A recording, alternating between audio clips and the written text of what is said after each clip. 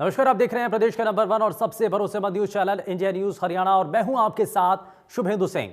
4 दिसंबर यानी शनिवार को सिंघू बॉर्डर पर संयुक्त किसान मोर्चा की बैठक होने जा रही है और बैठक में आगे की रणनीति साफ होगी। उससे पहले बुधवार को सभी राज्यों के किसान संगठनों ने अपनी अपनी रणनीति बनाई। बुधवार को हुई बैठक को लेकर किसान प्रतिनिधियों में मतभेद देखने को मिले हैं। दरअसल सिंघू बॉर्डर पर हुई हरियाणा संयुक्त किसान मोर्चा की बैठक में 26 संगठनों के प्रतिनिधियों ने हिस्सा लिया, लेकिन गुरनाम सिंह चढ़ूनी बैठक से दूर रहे हैं और चढ़ूनी से इस बैठक को लेकर सवाल किया गया तो उन्होंने कहा कि वो हरियाणा संयुक्त किसान मोर्चा नहीं है बल्कि कुछ लोगों का ग्रुप है। चढ़ूनी ने कहा कि हरियाणा संयुक्त मोर्चा तो मैंने बनाया था और उसका अध्यक्ष मैं ही हूं। बड़ी बहस में सबसे पहले किसान नेताओं के बयान आपको सुनाते हैं। हरियाणा संयुक्त मोर्चा की मीटिंग हुई है। उस मीटिंग के अंदर 26 से ज़्यादा संगठनों ने भाग लिया, क्योंकि हरियाणा की स्थिति भिन्न है दूसरे स्टेटों की बजाय। पंजाब में ओपोजिशन की सरकार है और हरियाणा के अंदर बीजेपी की सरकार है, और जिसमें हमने कृषि पर बने जो कानून थे उनको वापस लेने के लिए जो लड़ाई शुरू की थी, एमएसपी पे गारंटी कानून की बात की थी। जितना कानून को रद्द करवाने की मांग थी उतने ही एमएसपी की जो गारंटी कानून की मांग भी हमारी उतनी है। अभी सरकार ने जो कानून तो वापस ले लिए हैं, मगर अभी एमएसपी पर भी जो पेच फंसा है उस पर भी चर्चा हुई, क्योंकि पूरे देश की निगाहें, किसान चाहता है कि मुझे फसल की खरीद की गारंटी मिले। ये बहुत महत्वपूर्ण मुद्दा है और इस पर भी हमने जो हरियाणा संयुक्त मोर्चा ने चर्चा की है कि जो कमेटी बन रही है वो कमेटी मात्र बातों की ना बन जाए, वालों सरकार अपना पीछा ना छुड़ा जाए कमेटी बना के, बल्कि सरकार ये बताए कि ये कमेटी कानूनी रूप से गारंटी तय करे कि ये कमेटी एमएसपी को गारंटी कानून बनाएगी। हरियाणा एसकेएम की मीटिंग हुई थी और उन्होंने भी जो है वहाँ पर आपकी मौजूदगी नहीं थी और उसको लेकर भी कई प्रकार की बातें उठी। तो है ये है कि वो एसकेएम नहीं है, वो कुछ लोगों का ग्रुप है, एसकेएम नहीं है। एसकेएम तो हमने उसके पहले बनाई थी, उसका अध्यक्ष नहीं है। और हमारी भी आज उसके पहले मीटिंग हुई थी और किसान मजदूर फेडरेशन की मीटिंग हुई थी, जो हमारे साथ एसकेएम के जुड़े लोग हैं वो सभी शामिल। शुरुआत से ही मिशन पंजाब की बात करने वाले किसान प्रतिनिधि गुरनाम सिंह चढ़ूनी ने अलग दल बनाकर पंजाब में चुनाव लड़वाने का ऐलान भी कर दिया है। जिस प्रकार से पंजाब में चुनाव को लेकर आपके नाम की चर्चा, जिस प्रकार पार्टी खड़ी करने की बात सामने आ रही थी, और उसको लेकर क्या कहेंगे? हाँ बिल्कुल, पार्टी खड़ी करेंगे वहाँ पे और जल्दी उसकी घोषणा करने वाले हैं। बस ये आंदोलन का इंतजार कर रहे हैं और पंजाब के लोगों को वहाँ से इलेक्शन करवाएंगे। मैं वहाँ पे इलेक्शन नहीं। किसानों की ओर से लगातार मुकदमे वापस लेने की मांग की जा रही है, तो ऐसे में सरकार ने मुकदमे वापस लेने के संकेत भी दे दिए हैं। मुख्यमंत्री और उप मुख्यमंत्री का बयान भी सामने आ चुका है। सर वो भी आप सुनिए। ठीक है, निमंत्रण देंगे उनको। तो लगता है तो समाधान होता हुआ नजर आ रहा है। काफी नजदीक पहुंची है बात। तो दर्ज मामलों के ऊपर कोई विचार किया जा रहा है, तो उनकी सिर्फ एक मांग रह गई है कि जब आपस में मिल बैठेंगे तो बात करेंगे। तो निमंत्रण भेजेंगे सर आज? अभी बात करेंगे। तो अपनी तरफ से कुछ किसान नेताओं को कहना चाहेंगे कि अब काफी मांगे मान ली है सरकार ने, अब वापसी हो जानी चाहिए? नहीं, वो तो मैंने पहले ही अपील की और दोबारा करता हूँ कि अब उनको वापस सफर कर जाना चाहिए। फिर भी वो 4 तारीख को 2 दिन बाद मीटिंग करेंगे तो फैसला करेंगे। जिस तरह से केंद्रीय कृषि मंत्री के द्वारा बयान दिया गया है कि 700 लोग, उनका कोई रिकॉर्ड नहीं है जो किसान, हालांकि किसान कहते हैं कि वो शहीद हुए। स्टेट के पास अपने डाटा है और इस पर हम विचार कर रहे हैं। जैसे ही कोई सहमति बनेगी प्रदेश भी अपना निर्णय लेगा, चाहे वो नॉन लीथल एक्टिविटीज़ के अंदर कोई एफआईआर दर्ज हुई है, चाहे कोई कैजुअलिटी हुई है, इंजरी हुई है, तो मिलकर फैसले लिए जाते हैं। ना तो सरकार फैसले ले पाएगी अकेली, ना आंदोलन के अंदर जो लीड कर रहे हैं वो लोग। तो आपसी सहमति बनी और आपसी सहमति जैसे ही कॉल ऑफ होगा, मुझे लगता है पॉजिटिवली बना दोनों निर्णय।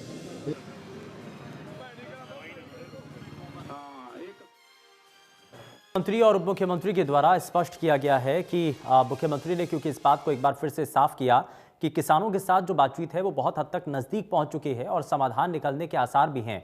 लेकिन वहीं दूसरी तरफ संयुक्त किसान मोर्चा की तरफ से आज हरियाणा एसकेएम की एक बैठक हुई, लेकिन उस बैठक को लेकर के अब सवाल उठ रहे हैं, क्योंकि शुरुआत से ही गुरनाम सिंह चढ़ूनी अपने आप को थोड़ा सा अलग मान करके चल रहे थे। और जब उन्होंने ये कहा था कि पंजाब की सियासत में उनका एक अलग से महत्व है, तो वो चाहते भी हैं कि इसमें किसानों की मांगों को सत्ता के जरिए हासिल किया जा सके। और इसीलिए उन्होंने कहा था कि अगर चुनाव होते हैं तो उसमें वो अप्रत्यक्ष तौर पर सामने भी आएंगे और सहयोग भी करेंगे।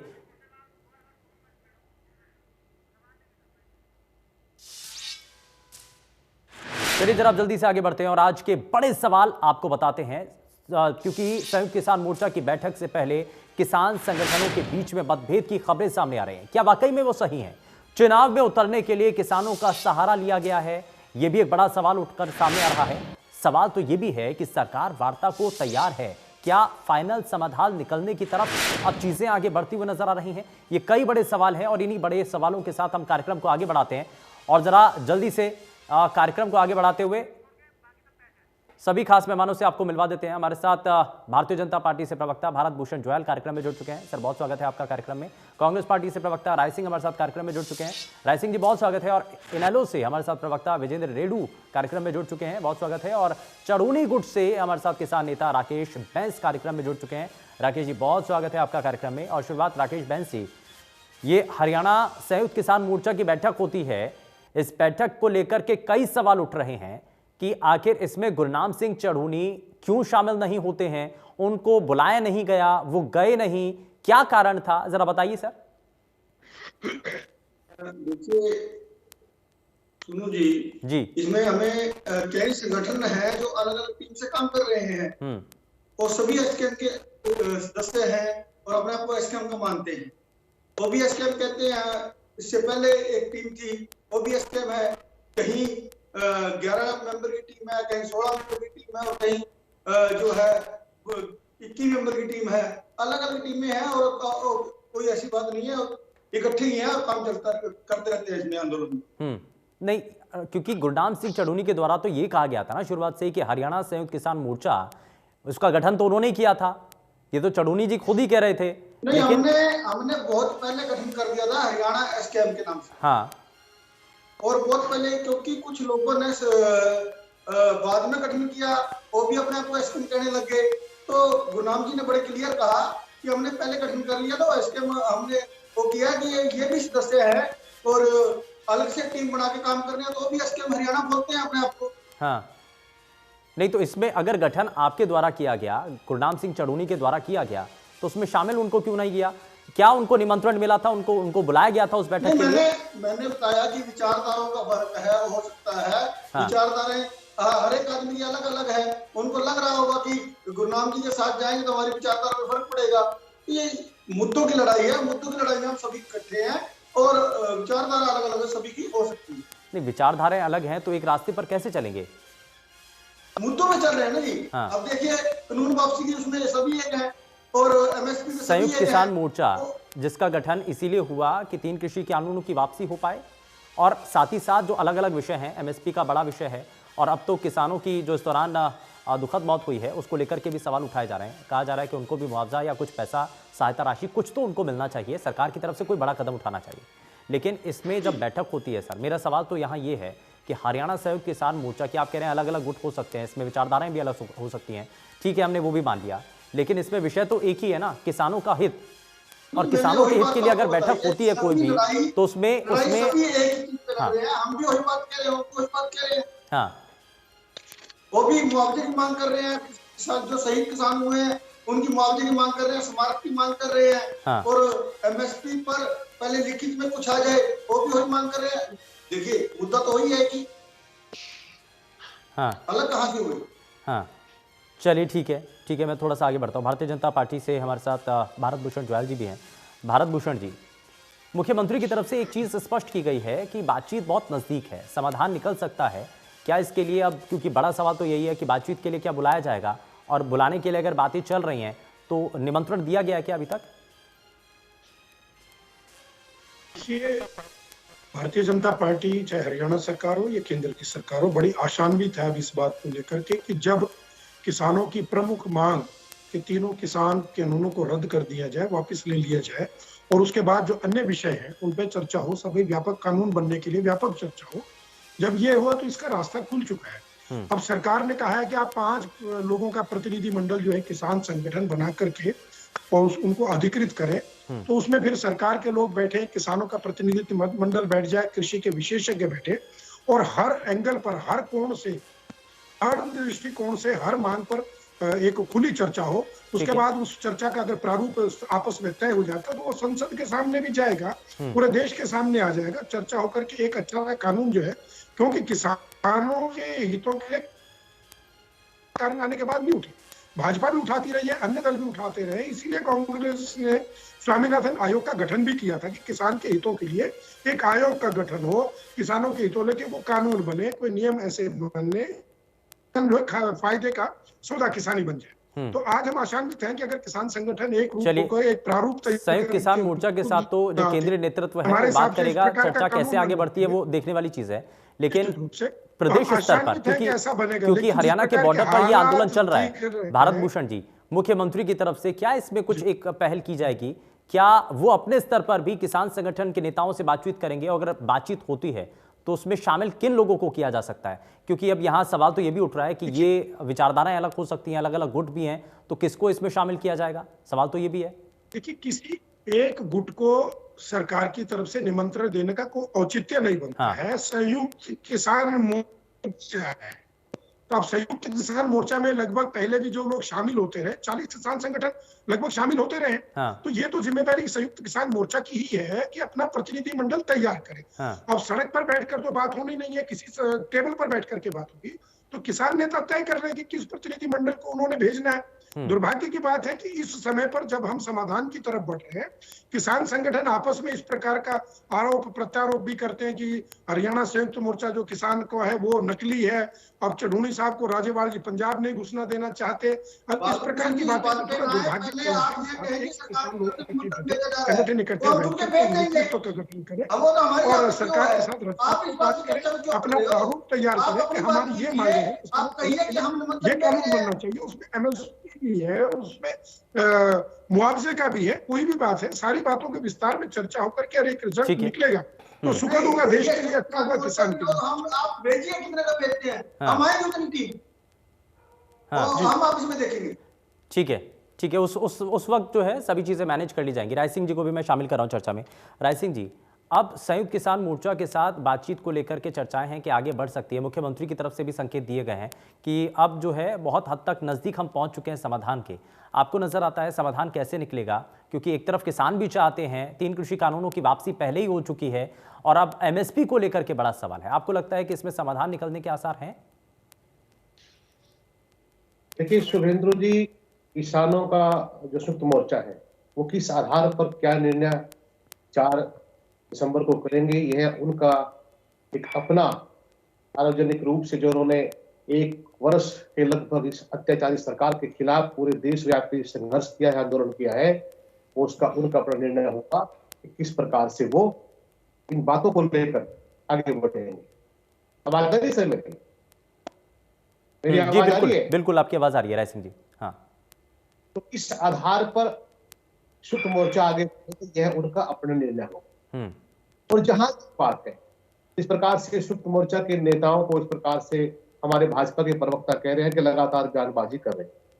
देखिए, सरकार की रणनीति होती है और सरकार ने रणनीति पूरे 1 वर्ष अपनाई भी। इस प्रकार किसान के आंदोलन को खेत में दबाने का प्रयास किया गया। जब वो सड़क पर निकले तो 30-30 फुट गहरे खड्डे मुख्यमंत्री द्वारा खोदे गए और उसके बाद किसानों को क्या क्या नाम दिया गया, मैं उन शब्दों का प्रयोग नहीं करना चाहता, देशद्रोही से लेकर आतंकवादी तक कहा गया। और किस प्रकार से किसान को हर मुद्दे पर मंत्रियों द्वारा, नेताओं द्वारा और 1 साल से प्रवक्ताओं द्वारा यहाँ पर टीवी पर बैठकर बदनाम किया गया, अपमानित किया गया। सब देश का किसान समझता है। अब आप जो बात कर रहे हैं कि क्या मुख्यमंत्री की टिप्पणी से, मुख्यमंत्री ने सदन में क्या कहा था कि कानून वापस नहीं होंगे, लिख के ले लो, मैं गारंटी देता हूं जिंदगी भर जब तक राजनीति में हूं कानून वापस नहीं होंगे। आज मुख्यमंत्री को सबसे पहले तो सदन में झूठ बोलने के लिए माफी मांगनी चाहिए। रही बात रणनीति, यह जो है किसानों की है और सरकार के लोगों की है। सरकार चाहती है कि किसानों को, जिस प्रकार से किसान चाहते हैं कि उनकी 6 मांगे जो प्रमुख हैं वो लगातार व्यापक रूप से पूरे देशव्यापी मुहिम में शामिल हो, लागू हो और संसद में लागू हो और एक नीति बने, एक रणनीति बने और एक आयोग बने, उसको तोड़ना चाहती है सरकार। लेकिन किसी प्रकार से जो किसानों का आंदोलन है वो नहीं टूटेगा, क्योंकि सरकार की अंतिम चाल है। और कांग्रेस क्या चाहती है? आपका प्रश्न है कि कांग्रेस की क्या भूमिका है। देखिए, हम चाहते हैं कि देश के अन्नदाता के साथ जो उन्होंने अन्याय किया है, जो देश के अन्नदाता की पवित्र आंदोलन की जो 1 वर्ष की मेहनत है, रंग लाई है, वो जीते हैं, हम सबसे पहले देश के अन्नदाता का धन्यवाद करते हैं। लेकिन उन 7.5 किसानों का अधिक जो पंजाब, हरियाणा, यूपी, राजस्थान, उत्तराखंड और प्रदेशों से जिन्होंने अपने इस पवित्र आंदोलन में शहादत दी, जो शहीद हुए हैं, संसद में जिस प्रकार राहुल गांधी जी ने उनके लिए श्रद्धा सुमन रखे थे और भाजपा के लोग खड़े हुए थे, प्रधानमंत्री जी से हम चाहते हैं, पूरे सदन से चाहते हैं कि उनके पक्ष में बोले, माफी मांगे कि जो शहीदों के खिलाफ भागे थे। हाँ, चलिए ठीक है, मैं थोड़ा सा आगे बढ़ता हूँ, विजेंद्र जी को भी मैं शामिल कर रहा हूँ सर। ठीक है, 1 मिनट विजेंद्र जी, अब समाधान का रास्ता कैसे आगे मजबूत होगा? एक तरफ किसान तो ये चाहते हैं, वो शुरुआत से ही चाहते हैं कि 3 कृषि कानूनों की वापसी हो और इसी मांग के साथ तो वो आगे बढ़े थे, लेकिन अब उस बड़ी मांग को तो स्वीकार कर लिया गया।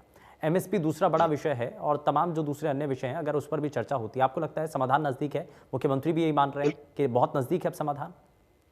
बिल्कुल शुभेंदु जी, सबसे पहले तो इस डिबेट से जुड़े हुए सभी जनों को इंडियन नेशनल लोकदल पार्टी की तरफ से बहुत बहुत नमस्कार। काफी लंबे संघर्ष के बाद, काफी उतार चढ़ाव के बाद आखिर कहीं ना कहीं मैं ये मानता हूं कि समाधान नजदीक लगा। हमारे कांग्रेस वाले प्रवक्ता भाई ने सारी बातें डिटेल से बता दी है। जिस प्रकार से किसान को अपमान सहना पड़ा है, उन बातों को दोहरा करके मैं समय खराब नहीं करना चाहता, लेकिन जिस प्रकार से आज भी भारतीय जनता पार्टी के, मैं भारत भूषण जी को भी सुन रहा था और भी कई डिबेट सुनते हैं, आज भी कहीं ना कहीं ये किसानों को एक हल्के में आंकने का, जबकि किसानों ने अपनी ताकत दिखा दी है और कहीं ना कहीं सरकार को अनाप शनाप मैं कुछ नहीं कहूंगा, इनको झुका दिया है और सरकार ये समझने में कामयाब सरकार को किया है कि किसान गलत बनाए थे, सरकार ने गलती की थी और अपनी गलती का एहसास करते हुए, बहुत अच्छी बात है, देश को और देश के अन्नदाता को समझते हुए इन्होंने अपनी गलती को मान करके इन कानूनों से पीछे हटने का कदम उठाया और 3 कानून इन्होंने वापस ले लिए, बहुत अच्छी। लेकिन मैं ये पूछना चाहता हूं कि भारतीय जनता पार्टी के लोग आज भी किसान को क्यों अपमानित कर रहे हैं? पहले बहुत अपमान किया जा चुका, लेकिन आज भी उसको अपमान करने की बात कर रहे हैं। शुभेंदु जी, समाधान के लिए देखिए, अभी नहीं इसमें एक चीज तो ये है ना विजेंद्र जी, अगर हम पुरानी चीजों को लेकर के बैठे रहें, अगर हम उन्हीं चीजों को लेकर के चर्चा करते रहें, तो अब तो ये नई शुरुआत होनी चाहिए। किसान संगठन के नेता भी यही चाहते हैं कि कम से कम, अब ठीक है पुरानी चीजों वो भी भूल चुके हैं, अब आगे कम से कम समाधान तो निकले। हाँ शुभेंदु जी, ये सभी की समस्या, सामूहिक समस्या है, हर सरकार के पास। इसलिए मैं कहता हूं, एक तो जो बात है किसानों में मतभेद की, आपने भी कही और हमारे भाजपा के प्रवक्ता ने भी कही कि किसानों का आरोप प्रत्यारोप आपस में ही चला। मैं एक बात कहना चाहता हूं आपके सम्मानित चैनल के माध्यम से कि यदि घर में 5-10 व्यक्ति हैं, 5-7 व्यक्ति हैं, तो सुबह कोई किसी दिशा में जाता है, कोई किसी दिशा में जाता है, तो अपना अपना कार्य निपटा करके शाम को एक ही बिंदु पर अपने मकान में आकर के खाना खाते हैं और वहीं बैठते हैं। किसान कहीं भी जाए, किसी से भी बात करे, हरियाणा संयुक्त मोर्चे की अलग मीटिंग हो रही है, पंजाब की अलग मीटिंग हो रही है, अनेक मीटिंग हो रही है, लेट देम टू, करने दो उनको मीटिंग, लेकिन किसान सभी एक हैं और सभी की डिमांड एक है। सरकार को गंभीरता से इन मुद्दों पर लेकिन इसमें ठीक है, लेकिन राकेश बहन जी, कहीं इसमें ऐसा तो नहीं होगा ना कि अगर जिन लोगों को वार्ता के लिए बुलाया जाता है उसमें अगर कोई रह जाता है तो कहीं ऐसा हो कि हमारी अनदेखी कर दी? नहीं होगा राकेश बहन जी, राकेश बहन जी, ऐसा नहीं है, हाँ, ऐसा नहीं है। ये तो जितनी हमारी आपस में चर्चाएं होती रहती हैं, हमारी आपस में बातचीत है, हाँ, ये नहीं है कि हम ऐसी करेंगे। हाँ, हमारी एक कमेटी के द्वारा जितनी संख्या नियुक्त की जाएगी उतनी ही जाएगी। हमारी तो पहले बातचीत के लिए चली गए, वैसे तो संख्या हमारी 100 से ज्यादा है, किसी ने इतराज जताया? ये तो इसी तरह आंदोलन में सभी का सहयोग है, कोई पर्दे के पीछे काम कर रहा है, कोई पर्दे के आगे काम कर रहा है, कोई सामने बात रख रहा है। इस तरह की कोई चर्चा नहीं है में कि कौन जाएगा। ठीक है, ठीक है, चर्चा ये नहीं है कि कौन जाएगा, लेकिन बातचीत तो होनी चाहिए। और बातचीत के लिए निमंत्रण कैसे और कब मिलेगा? भारत भूषण जुएल जी, मैं फिर से आपसे यही जानना चाह रहा हूँ कि क्या बातचीत, अब ये तो कह दिया गया कि ठीक है बातचीत के लिए बुलाया जाएगा, कमेटी भी तय कर दी गई, लेकिन उस कमेटी के अंदर किन किन लोगों को शामिल किया जाएगा? हालांकि संयुक्त किसान मोर्चा की तरफ ये एक तरफ इशारा है कि वो आखिर किन लोगों को इसमें शामिल करते हैं, किन किन लोगों को वो चाहते हैं कि वो बातचीत को आगे बढ़ाएं। ये अब आपके पाले में गेंद है सर राकेश बैन जी, किन किन लोगों को आपको शामिल करना है? इसीलिए जो मीटिंग होनी है उसमें यही चीजों का फैसला होना है क्या? शुभेंदु जी, क्या यह संभव है कि सरकार नाम तय करे? है संभव? हाँ। इतना खुला मंच है इनका, किसान मोर्चे का, संयुक्त मोर्चे का 40 किसान संगठन उसमें है, तो निश्चित रूप से एक प्रतिनिधि मंडल तो आपस में बैठ के तय करेंगे। जैसे अभी रेड्डू जी भी कह रहे थे, पंजाब के किसान लोग बैठ करके संगठन में बात कर रहे हैं, उत्तर प्रदेश में भी कर रहे होंगे, हरियाणा में भी कर रहे हैं। कुल मिलाकर के मांग तो एक ही है। संयुक्त मोर्चे की मांग तो स्वाभाविक पूरे देश के सामने है, हम उसका भी स्वागत कर रहे हैं, लेकिन प्रतिनिधि मंडल तो निश्चित रूप से किसान संगठन ही तय करेंगे ना। और वो ऐसा हो कि भाई जो वो निर्णय करके आए वो सबको स्वीकार हो। सरकार तो किसी को, एक व्यक्ति को पॉइंट करके नहीं बुला सकती कि हम इसको बुला रहे। सरकार तो ये चाहती है कि संयुक्त मोर्चा अपना प्रतिनिधि मंडल तैयार कर ले, अपनी मांगों को लिखित में ले आए, अपना प्रारूप तैयार कर ले, जिस पर चर्चा हो, और गहन चर्चा होने के बाद विपक्ष भी चर्चा करें। और इतनी सी बात है ओर से। तो आप राकेश बैन जी बताएं, आप के प्रवक्ता, आपने भी उनका परिचय ऐसे किया कि राकेश बैन जी किसान मोर्चा जो है वो प्रतिनिधित्व जिसका चढ़ूनी करते हैं उसके प्रवक्ता है। क्या दूसरे प्रवक्ता इनकी बात को जो ये कह रहे हैं वो मानते हैं? इसी प्रकार से अगर राकेश टिकैत जी को सरकार बुला लेती है तो क्या चढ़ूनी जी जो उनके खिलाफ नारे लगवा रहे थे अभी कुछ दिन पहले, क्या वो राकेश टिकैत जी को मान्य करेंगे कि हाँ जो ये फैसला कर लेंगे सरकार के साथ? राकेश जी, ये सरकार इस पचड़े पर सकती है ना, सरकार को पिन पॉइंट करके उंगली रख के किसी एक नेता को आमंत्रित करना, वो तो मोर्चे को आमंत्रित करती है। ठीक है, कभी बीजी बोल पड़ते हैं, कभी धनखड़ जी बोल पड़ते हैं, तो क्या उस चीज को मानने की समाधान कर पाती है? हाँ ठीक है राकेश जी जवाब दीजिए जरा। क्या अगर, क्योंकि मैं वही तो पूछना चाह रहा हूं ना, जब आप कह रहे हैं कि अलग अलग संगठन हैं, अलग अलग गुट भी हैं इसमें, तो अगर किसी एक को शामिल कर लिया गया, एक को अगर छोड़ दिया गया, तो कहीं ऐसा तो नहीं थे कि बाद में अगर कोई निष्कर्ष निकल जाता है तो उसमें विरोध भी हो उसके बावजूद भी? नहीं, देखिए बड़ी हमें समझना पड़ेगा कि जैसे बीजेपी पार्टी के अंदर धनखड़ जी मुख्यमंत्री की दौड़ में है, अनिल विज जी मुख्यमंत्री की दौड़ में है, तो क्या उस बात को मान ले कि बीजेपी में फूट पड़ गई? नहीं। इसी तरह पार्टी हमारे संगठन के अंदर, एसकेएम के अंदर भी अलग अलग विचारधाराएं हो सकती हैं। नहीं ठीक है, इसमें अलग अलग बातें हो सकती हैं, लेकिन भारत भूषण जुएल जी, मैं राय सिंह जी आपके पास आऊंगा, लेकिन उससे पहले मैं जरा जल्दी से एक रिएक्शन लेना चाह रहा हूं भारत भूषण जुएल जी आपसे कि ये ठीक है, जो संयुक्त किसान मोर्चा की तरफ से नामों का ऐलान तो हो जाएगा, लेकिन क्या भारतीय जनता पार्टी के नेताओं की तरफ से या सरकार की तरफ से क्या तैयारी इस बात पर है कि कैसे, मुद्दे तो आपके सामने हैं, आपको पता है एमएसपी का विषय रखा जाएगा किसानों के द्वारा, आपको पता है कि बार बार किसान संगठन के नेता जो इस दौरान जो किसान जो इस दौरान उनकी दुखद मौत हुई है उनके लिए बात करेंगे किसान यहाँ पर, तो ये जो मुद्दे हैं वो तो आपके सामने हैं, उनको लेकर के तैयारी है क्या? बिल्कुल बिल्कुल, सरकार सकारात्मक रूप से चर्चा करने को तैयार है, और सरकार चर्चा में इसीलिए बिठा रही है कि सरकार अपनी बात रखेगी, किसान नेता अपनी बात रखेंगे और उस पर व्यापक चर्चा होगी। देखिए, ऐसा नहीं है कि एक कोई व्यक्ति इसमें एक्सपर्ट है और उसी की बात मान ली जाएगी, कृषि विशेषज्ञ भी देखेंगे, चाहे वो एमएसपी तय करने का मामला हो, किसान लोग भी अपनी बात रखेंगे, विशेषज्ञ भी रखेंगे, सरकार भी रखेगी। कहीं ना कहीं किसी पॉइंट पे कोई रिजर्वेशन हो सकती है, उसको तोड़ना पड़ेगा, उस बैरियर को तोड़ करके हमें आगे निकलना पड़ेगा।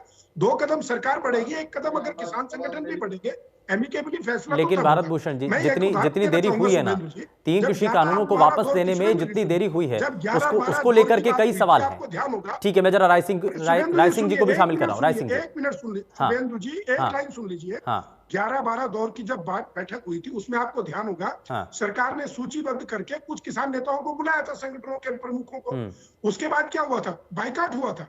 उसमें फिर 5-7 नाम और जुड़े, ये हुआ कि ये छूट गया, ये छूट गया, ये छूट गया। आपको भी ध्यान होगा, सभी प्रवक्ताओं चैनलों पर सबको ध्यान है जो बैठे हैं प्रवक्तागण, तो उस स्थिति को दोबारा से क्यों पैदा करें? सीधी बात, किसान मोर्चा ही तय करके भेज दे। वो ये कहे कि हमें 5 नहीं 7 भेजने, वो ऐसा कर ले।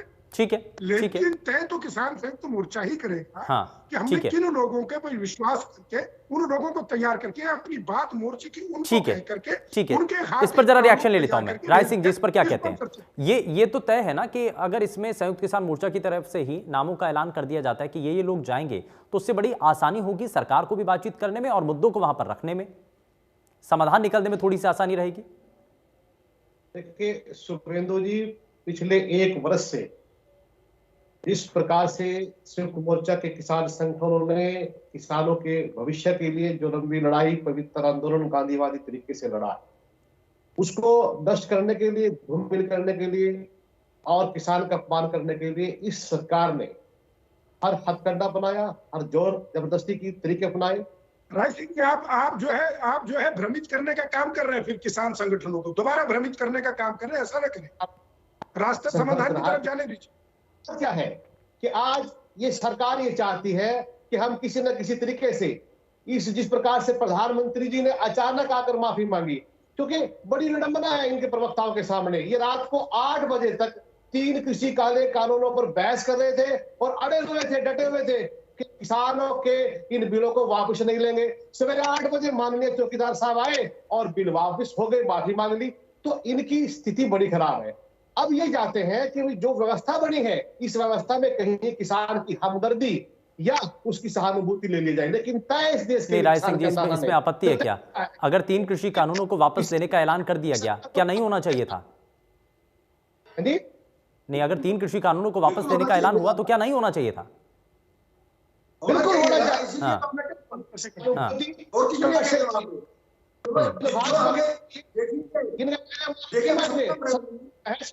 जिन कानूनों को लिए लागू करने की बात करते थे, 1 साल तक जो किसान को अपमानित हुआ, उसके लिए सदन में माफी मांगे। आने वाले विधानसभा हरियाणा सत्र में मुख्यमंत्री जी और उसके मंत्री माफी मांगे जिन्होंने अपमानित किया है। ये श्रेय केवल किसान का है कि वो इस पवित्र आंदोलन में अड़े रहे, डटे रहे। स्वाभिमान उनका जीत है, किसान देश के अंदर तक इसी तरह हम चाहते हैं। संयुक्त मोर्चा ही इनको पूरा करेगा, जो उनकी मांगे हैं वो पूरी। ठीक है, विजेंद्र जी जल्दी से रिएक्शन। हाँ शुभेंदु जी, जिस प्रकार से ये भाई कह रहे हैं कि प्रतिनिधि मंडल तो किसान संगठन ही इनको देंगे, ये अपनी सरकार की तैयारियां करें। जिस प्रकार से आपने भी कहा, किसानों की जो मांग है उनसे निपटने के लिए आपकी क्या तैयारियां हैं, उन तैयारियों की आप कोशिश करें और किसानों को जो ना इधर उधर की बातें ना करें। आज भी माननीय मंत्री जी का मैं बयान सुन रहा था, कृषि मंत्री जी का, वो कह रहे थे कि हमारे पास तो कितने लोग शहीद हुए उनका कोई आंकड़ा ही नहीं है। अरे भाई, सरकार के पास आंकड़ा नहीं होगा तो सरकार जुटा कनेक्ट करिए मुझे। और बात कही कि हमारे पास आंकड़ा नहीं है तो मुआवजे का सवाल ही पैदा नहीं होता। और इसी प्रकार से हमारे मुख्यमंत्री जी ने भी कही थी, हरियाणा वाले ने भी, कि भाई एमएसपी का तो सवाल ही पैदा नहीं होता। इस तरह की बातें आज भी जो सरकार की तरफ से की जा रही हैं, मैं समझता हूं ये कहीं ना कहीं इस समाधान को बिगाड़ने का माहौल पैदा किया जा रहा है। दूसरी बात, सबसे बड़ा पेंच शुभेंदु जी, मैं मानता हूं एमएसपी का ज्यादा, किसानों की ज्यादा मेन इंपोर्टेंस एमएसपी के ऊपर दी जा रही है। एमएसपी में सरकार को घोषणा करने में दिक्कत कहां आ रही है, ये मुझे समझ में नहीं आ रहा। मैं आज एक और डिबेट सुन रहा था, दिक्कत तो उसमें ये ना कि जो आज तक आजादी के बाद से आज तक जब किसी भी सरकार ने एमएसपी की घोषणा नहीं की, कानूनी प्रावधान इस पर नहीं किया, तो यही दिक्कत इनको भी आ रही है। शुभेंदु जी, अगर एक चोर ने चोरी की है तो दूसरा क्या ये कहेगा? बिल्कुल यही चीज कि अब तो सुधार करने की तो हाँ, अब तो समय है। अब तो समय है, इसमें सुधार किया जा सकता है। किसानों ने भी संघर्ष किया है और एमएसपी के जो भ्रामक उजागर किया जा रहा है सरकार के द्वारा, जो एक भ्रम फैलाया जा रहा है कि एमएसपी यदि लागू होती है तो सरकार के ऊपर एक बहुत बड़ा भारी भरकम वजन पड़ने वाला है। एक विशेषज्ञ मैंने आज स्पेशल इसी काम के लिए आपको बताने के लिए मैंने इसके ऊपर आज बहुत टाइम लगाया, तो वहां मैंने सुना और समझा भी और अपना विचार उसके अंदर शामिल करते हुए मैं बताता हूं, अगर सरकार तुरंत इसका समाधान चाहती है तो इन डिमांड, किसानों की इन डिमांडों को डिले करने का कोई फायदा नहीं है। 1-1.5 साल से हिंदुस्तान जो है ना एक अराजकता सा माहौल बना हुआ है, इसको निपटाना चाहिए सरकार को, निपटाने के नजदीक आ चुकी है।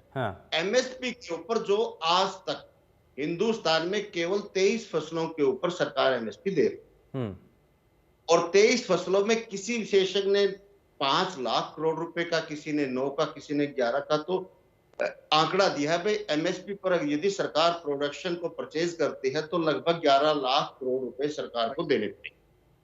हाँ, अमित शाह जी का एक बयान आज दूसरी तीसरी मीटिंग में उन्होंने 17 लाख करोड़ रुपए की बात कही।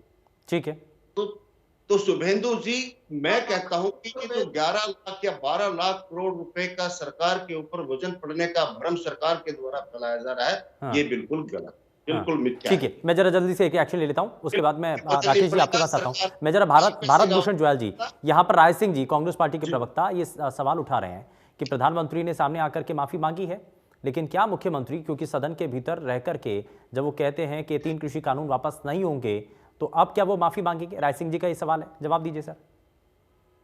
पहले तो मैं राय सिंह जी से ये कहना चाहूंगा कि आप पूरे देश से माफी मांगिए कि स्वामीनाथन आयोग आपने बिठाया था, उसकी रिपोर्ट आ गई थी, भूपेंद्र सिंह हुड्डा जी उस समिति के चेयरमैन बने थे, और आपने 8 साल केंद्र में और हरियाणा में सत्ता में रहने के बावजूद स्वामीनाथन आयोग की रिपोर्ट लागू नहीं की थी। अगर आपने लागू कर दी होती तो ये न वो सांप मर गया होता, लाठी भी न टूटी होती, आज भी किसान पहले की तरह गरीब न रह गया होता, आज भी किसान सड़कों पे आंदोलन न कह रहा था।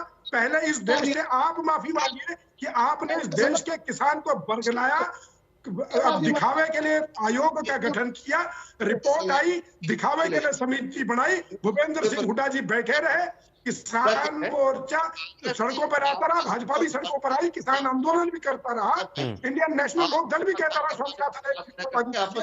बीच में ना बोलिए, मैं बीच में नहीं बोलता, विजेंद्र जी नहीं बोलता किसी को। सबसे पहले राय सिंह जी आप माफी मांगिए कि आपने देश के किसान के साथ धोखा किया, छलावा किया, स्वामीनाथन आयोग का गठन करके उसकी रिपोर्ट को लागू नहीं किया। राय सिंह जी जवाब दीजिए। ठीक है, राय सिंह जी जवाब दीजिए। प्रधानमंत्री के माफी मांगने के बाद हम ये दावे से कहते हैं, आज भी कहते हैं किसान के हित में कानून बनाए गए थे, ये कांग्रेस पार्टी। ठीक है, एक मिनट, भारत भूषण जी एक मिनट, ठीक है, रेडू जी एक मिनट, जरा विजेंद्र जी एक मिनट, राय सिंह जी जरा जवाब दीजिए। राकेश बहन जी उसके बाद आता हूँ आपके पास। राय सिंह जी जवाब दीजिए, भारत भूषण जी एक मिनट। ठीक है सर, ठीक है, राय सिंह जी जवाब दीजिए। अब राय सिंह जी जवाब दीजिए। देखिए शुभेंद्र जी, इनकी हालात बड़ी पतली है, ये बड़े सदमे में है, क्योंकि इन्हें नहीं पता था कि बड़े साहब आएंगे, और ये लगातार जब वकालत करते रहे 1 साल से किसान को अपमानित करने की, इन्हें नहीं वो पूछ रहे हैं आप माफी मांगेंगे, आप पूछ रहे हैं उनसे कि उनके मुख्यमंत्री माफी मांगेंगे, वो आपसे पूछ रहे हैं कि आप माफी मांगेंगे, कांग्रेस पार्टी के नेता माफी मांगेंगे। पार्टी ने किसान की लड़ाई लड़ी है। अरे हमने 70 साल में किसान को इस भूमि में आगे बढ़ाया, देश के अंदर उसको मजबूत किया है। 70 साल आपने किसान की लड़ाई लड़ी है, 70 साल किसानों का भला किया है, तो आप क्यों कहते हैं कि आज भी देश का किसान गरीब है? क्यों आज का देश का किसान, क्या 2014 के बाद देश का किसान गरीब हुआ? क्या 2014 के बाद गरीब हुआ है? उससे पहले अमीर था। आपने स्वामीनाथन आयोग की रिपोर्ट क्यों नहीं लागू की है? जवाब दीजिए। क्यों है? आप माफी मांगेंगे? और रही बात शुभेंद्र जी, आप पहले माफी मांगिए, मनमोहन सिंह जी से माफी मंगवाइए, सोनिया गांधी जी से माफी मंगवाइए, भूपेंद्र सिंह हुड्डा जी से माफी मंगवाइए, स्वामीनाथन आयोग की रिपोर्ट लागू क्यों नहीं की? तिरंगे को लेने का, उसको समझने का, जानने का, उसके सम्मान का कोई आंकड़ा नहीं है। बाद में आंकड़े उड़ रहे हैं। इनका राष्ट्रवादी 4 लाख से अधिक किसानों ने आत्महत्या की है। कितना मुआवजा दिया आपने उनको? कितने किसानों को मुआवजा दिया? कितना रुपया दिया? बताइए जरा। किसान के घर में जाकर के माफी मांगिए।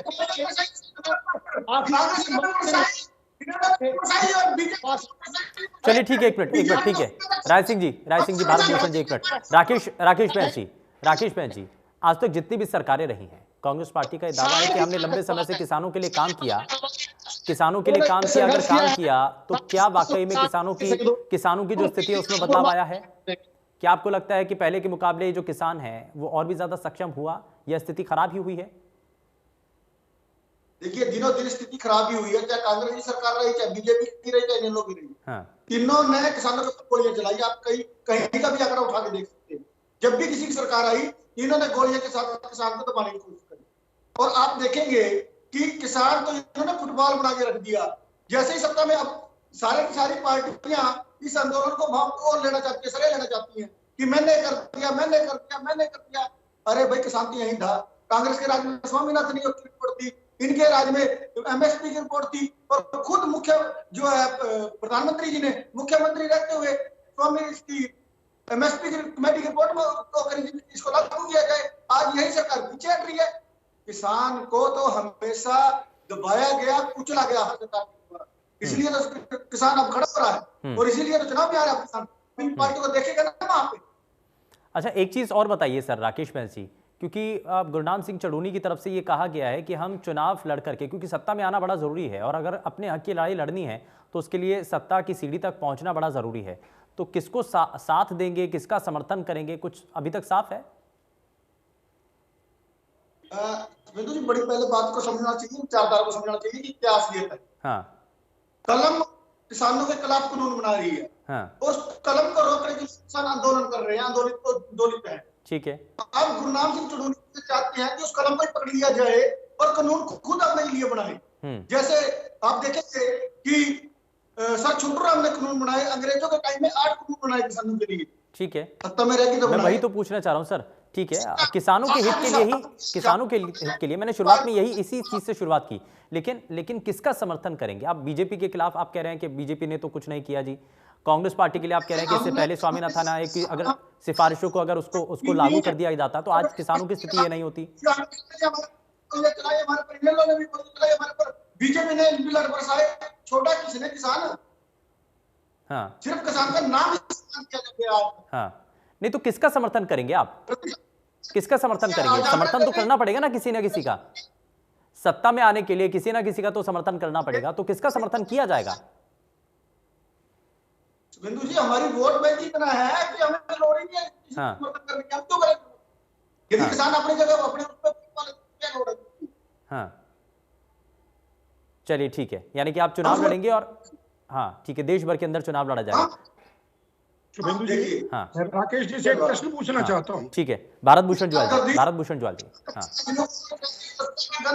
जो अपनी कोई विचारधारा नहीं रखते और जो सीनियर नेता कहते हैं उसी पे चलते हैं, तो इससे हमें इस दलदल से निकलना पड़ेगा और अच्छे आदमियों को, समाज के लोगों को आगे राजनीति में लाना पड़ेगा। भारत भूषण ज्वाल जी, किसान संगठन के नेता ये कह रहे हैं कि ये दलदल है और इस दलदल से निकलने के लिए हमें खुद सत्ता में आना पड़ेगा, तभी हम अपने लिए कानून बना पाएंगे। देखिए राकेश जी, आप सत्ता में आना चाहते हैं, स्वागत है। चुनाव में किसी भी राजनीतिक दल को आने का स्वागत है, कोई व्यक्ति चुनाव लड़ सकता है, आजाद भी लड़ सकता है। लेकिन मैं आपसे एक प्रश्न पूछना चाहता हूँ। 1 साल से आप आंदोलनरत रहे, आपकी मांग थी, आपसे सरकार बार बार आकर के बैठ के बात करते। आपका एक प्रश्न था कि बात तब होगी जब तीनों कृषि कानून वापस लिए जाएंगे, रद्द कर दिए जाएंगे। आज कृषि कानून वापस चले गए, रद्द कर दिए गए। 1 साल में किसान के हितों के लिए क्या कानून बनना चाहिए? कोई प्रारूप आपने तैयार किया है जो सरकार के साथ बैठ करके चर्चा कर सके आप?